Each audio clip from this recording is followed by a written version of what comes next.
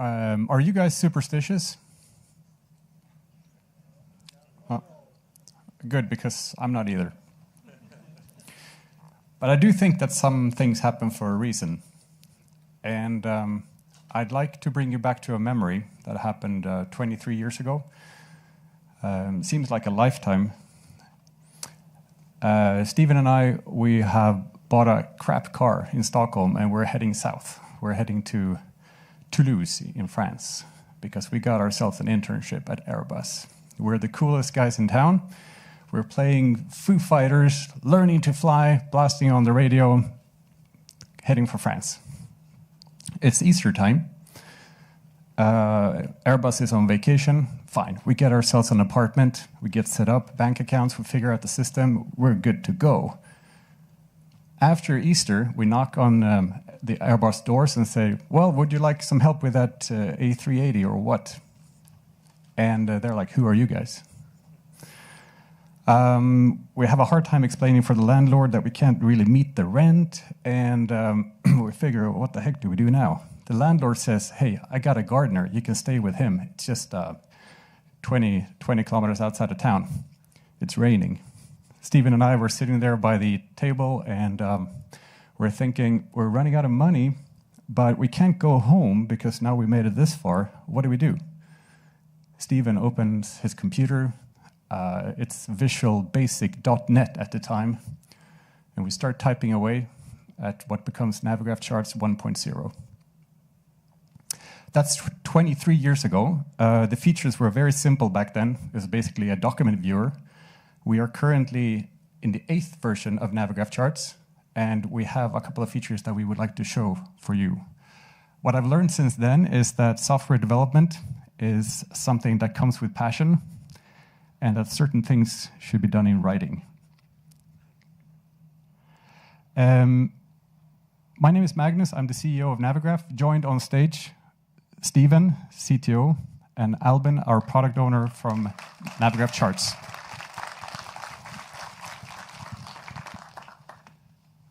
All right. Before we talk about some new stuff, let's do a quick recap of how the past year has been looking from Navigraph.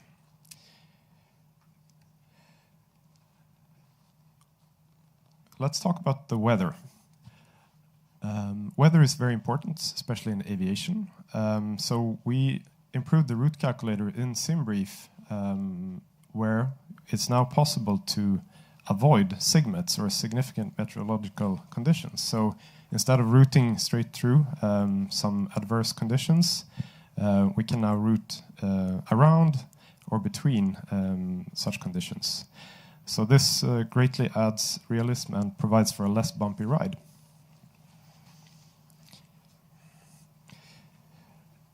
In the US, we've been blessed with real-world routes from the FAA for quite some time.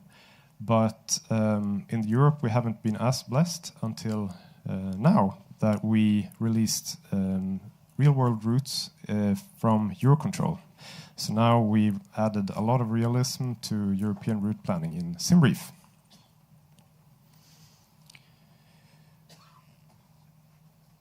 Also, when it comes to the to the FAA, they provide what are called VFR sectionals in the US.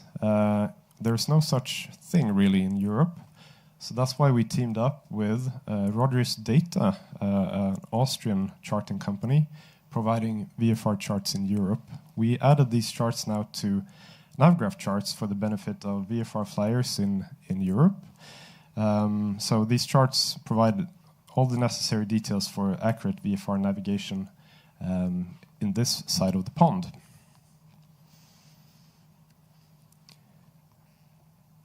A bit more VFR focus with the Jeppesen VFR charts that we added also at the end of 2025, where approximately 2,000 airports in Europe are now covered with airport diagrams, procedures, VFR reporting points, waypoints, flight paths, everything needed for VFR navigation at small airports around Europe.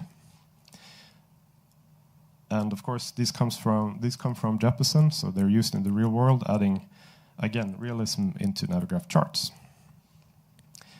And for those who like to fly helicopters, especially in the US, we had a release with FAA helicopter sectionals.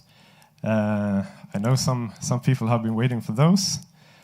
So if you fly around the big metro areas in the US, we now have the charts available in Navigraph Charts where we show low altitude routes, obstacles, terrain, airspaces, everything needed for helicopter flying. Navigraph Academy is something we released at the end of last year. Basically a free set of courses, online training for flight training, where you can fly, you can learn, and you can test yourself, your skills. So basically we have a set of online content, we have YouTube material where you can sort of learn the theory. Then you can hop into the simulator and you can test that theory. We then have some pretty advanced algorithms that analyze what you actually did in the simulator, rate you and grade you, provide feedback on what to improve. And then there are also some tests that you can take to sort of pass an exam. And in the end, you will earn a virtual PPL. How many in here have a Navigraph Academy virtual PPL license? One. Okay, so for the rest of you, head to academy.navigraph.com and enroll. It's free, and we're also going to be expanding with additional courses further on. So see you there. Finally, I'm going to mention Scratchpads, which we actually announced a year back at FSWeekend, where we said it's going to be released soon after. Define soon. We actually... So we just released this a couple of weeks back. We had to iron out a few kinks before we were really done with this. We needed to make sure that it works as intended on all platforms, and that's the thing with Navigraph. We try to be on as many platforms as possible. So Scratchpads are great for preparing and organizing yourself before a flight. You can note down clearances, ATIS, performance data, etc. So you have it readily available when you fly. Of course, you can use your mouse, you can use a keyboard on PC, and you can use your finger on a tablet. But we put a lot of effort into what is called smart stylus support. So if you have, for example, an Apple Pencil, try that, because it's really the equivalent of writing on paper. So that's, plus we had tons and tons of third-party integrations that are too many to mention here, but it's been a very, very busy year at Navigraph. But we're not done there, so we have some new stuff to show as well.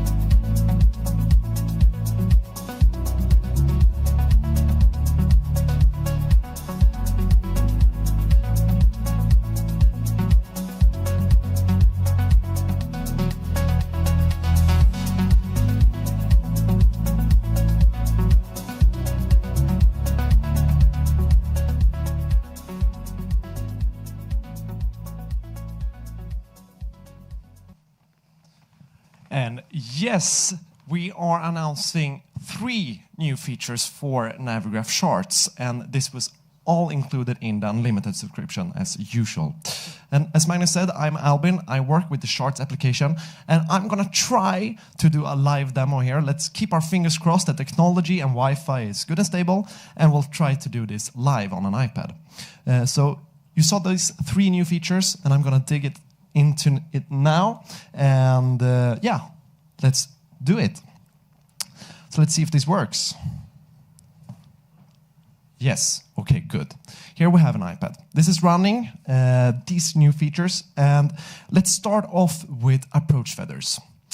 So when you are on an approach, it's a very time-critical situation, right? You're preparing your aircraft for landing, looking at your charts, preparing the checklist, talking with ATC. It's a time-critical situation. And everything that can reduce that workload is typically a good thing, right? And if we zoom in here, we have a flight from Stockholm Arlanda to Amsterdam Schiphol. If we zoom in here to this approach, we now see that we have selected runway 27. We have an approach feather here. These approach feathers show you all the basic information that you need to do a secure landing. This is an ILS approach. We have a course of 265. We have the Morse identifier if you want to tune in the frequency and actually listen to the Morse code to confirm you're right. You have the frequency 111.55 and the identifier that will show up on your avionics. This is all integrated in your route, so when you select an ILS approach, localizer, or instrument-based approach, basically, this will appear automatically. But of course, you can add it for any approach that has instrument-based equipment, so you can add it for any approach. But it will automatically show up there for your selected one. If we turn this around slightly, so we see that it's front-facing, you can see that it's shadowed on the right-hand side, right? And this is the normal case for an approach feather. What this actually means is that you are front-facing the localizer, which is a good thing. And if we instead go over to another one, so let's unload this flight. Let's head over to the United States here. I prepared a flight here from JFK to Kilo Golf Foxtrot Kilo. So, if we open this flight menu again, we can see that our selected approach here is localizer.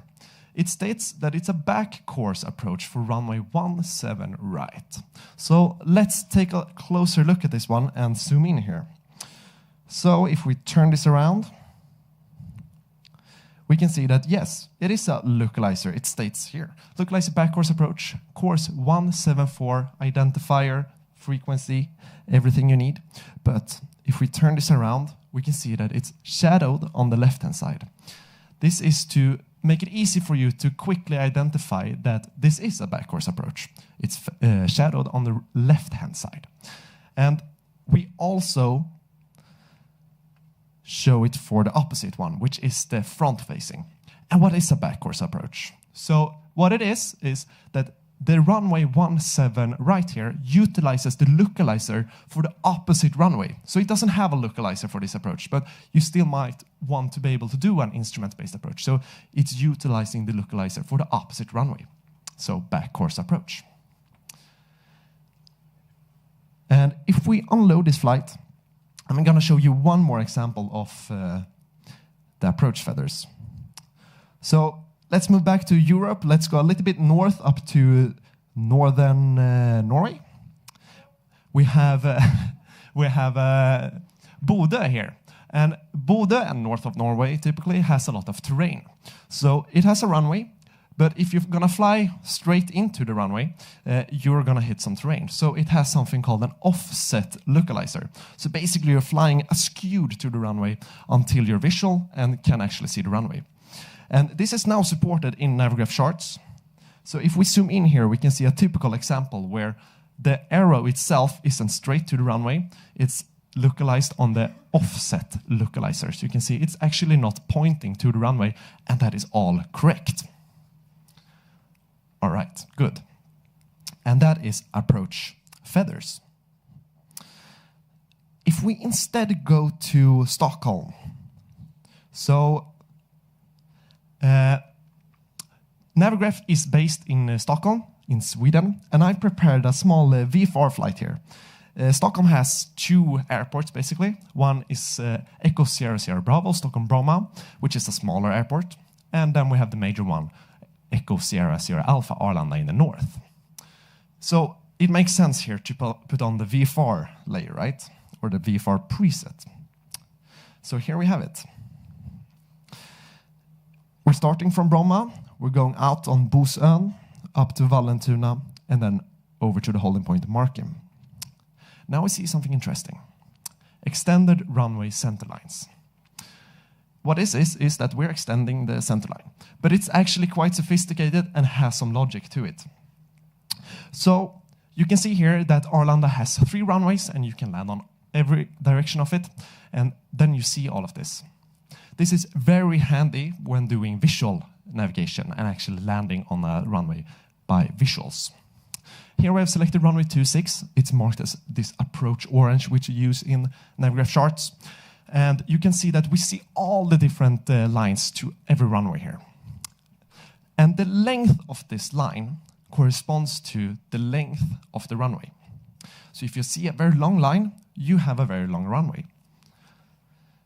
This will show up for your arrival airport, but also your alternates. And in this case, I have selected an alternate airport here just east of Arlanda, which is called Echo Sierra Sierra November.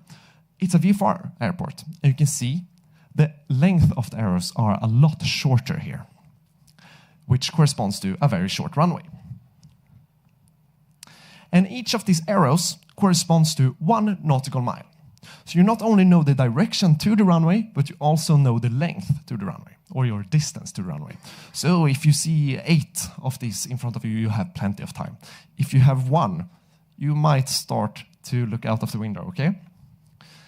And this is extended runway centerlines.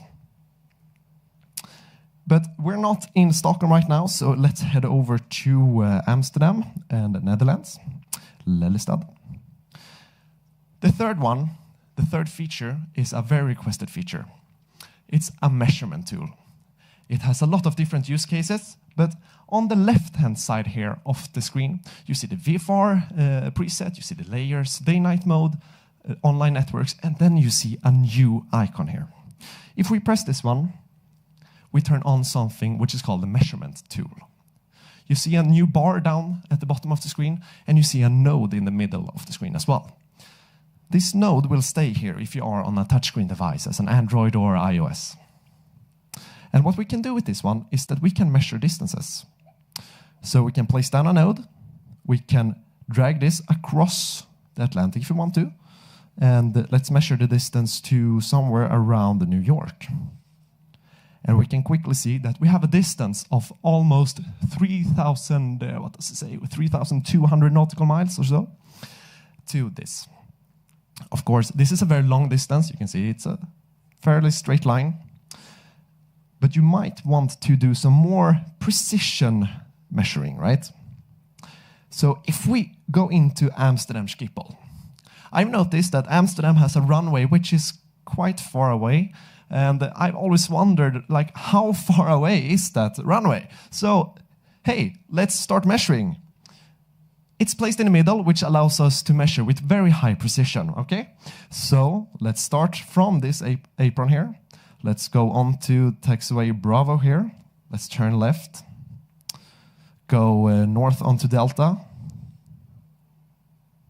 Cross the runway. Head over to Victor here. It's a very far away. And let's go over to Victor again here. And holding point Victor 4 for runway 36 left.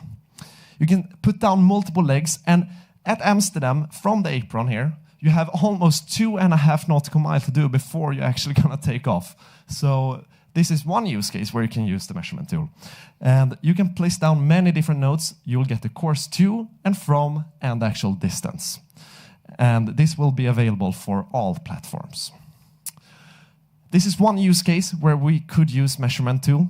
Of course, you might want to deviate around some weather. You might want to cross-check the localizer in your avionics. Does the course and distance actually correspond to what it says? You might want to measure the taxiways in this case, or measure your running path in the forest. You can use it for a lot of different things. And this is all our 3 new features which will come to charts. And this is not a teaser, so this is actually our next release, which will be in your hands pretty soon. And it's live in our booth, so come by and check it on our iPads. And try it out, let us know what you think. I still have a little bit of time, right? Yeah, 2 minutes, plenty of time. Okay, so we're gonna add a fourth one for you. It's a smaller one. So if we go over here, we press down, we close this measurement tool, and let's go back to Stockholm. I had this flight, you remember, right? From Bromma to Arlanda. And we see that, okay, I've selected runway 12. It says not in use. And this is based on the ATIS report of this runway. Or, from this airport. If we press this not used, we'll see the ATIS that actually is available. And in this case, it's say intentions. And this is a new source that will be available in the next release of Navigraph Charts. So yes, with that said, I'm handing over to you, Magnus. Thank you, Albin.